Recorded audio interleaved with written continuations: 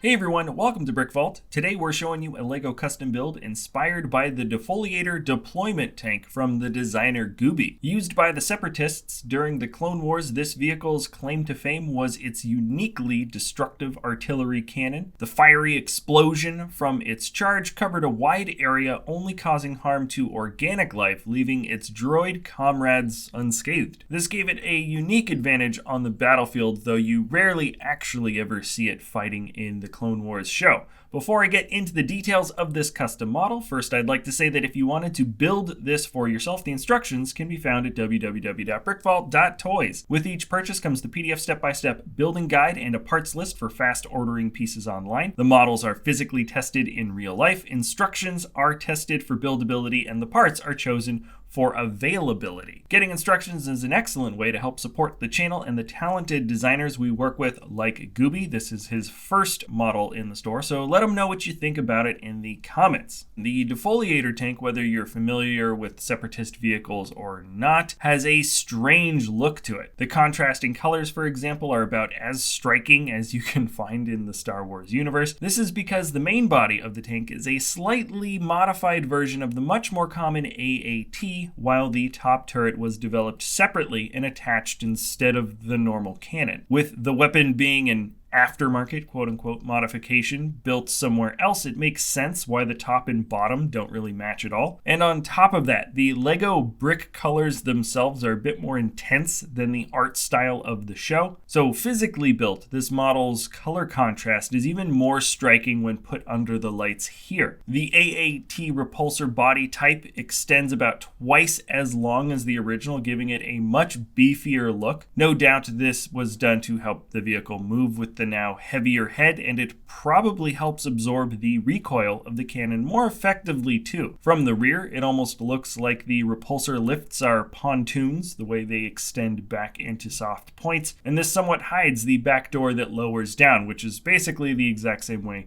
the AAT body works as well. Inside there are a few details and one cramped cockpit for the droid pilot, and if you want him to fit in, it actually is designed to come apart in the front. Makes it a little easier. The inverted arch bricks on either side only connect with a couple of studs, and the whole bit pops off pretty easy. The feet need to be aligned in, which takes a little bit of angling, but once placed, the droid is pretty snug. In terms of other functions, you can move the side guns up and down, but make sure to pinch it in the right area so it doesn't break away when you're turning them. And you can also seat a droid in the gunner seat, which makes the model feel a lot more complete. There's a bit of swivel also to the top cannon, with a few more degrees of articulation when you tilt the barrel up and down. This unique semi-experimental vehicle represents the resourcefulness of the Separatists' complete drive for destruction, and it makes for an eye-catching vehicle to add to a larger army. I'm curious, let me know why you think this tank didn't get used more in the show. Maybe there is a canon reason why it doesn't show up anymore and I maybe just missed it, but it came off to me like it was a super effective vehicle that could have been a lot more devastating than it actually was. Anyways, if you want to build this model, check out brickvault.toys or click the link in the description below.